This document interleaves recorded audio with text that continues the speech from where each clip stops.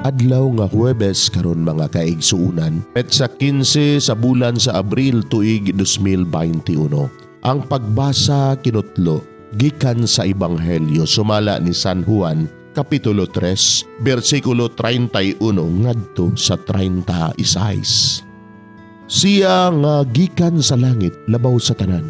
Siya nga gikan sa yuta, yutanon og magsulti mahitungod sa mga butang nga yutanon. Siya nga gikan sa langit labaw sa tanan.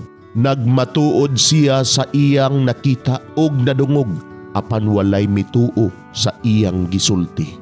Ang mutuo sa iyang mensahe, nagpamatuod nga matinud-anon ang Dios. Kay ang sinugo sa Dios nagsulti sa mga pulong sa Dios ug sa walay sukod ang Dios naghatag kaniya sa iyang espiritu. Ang amahan nahigugma sa iyang anak ug gitugyan sa amahan ang tanan ngadto kaniya. Ang mutuo sa anak may kinabuhing dayon. Apan ang dili mutuo sa anak, dili makabaton sa kinabuhing dayon.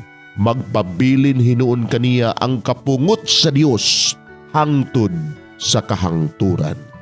Mga igsuon, ang Ebanghelyo sa Ginoo. Daygon ikaw o Kristo.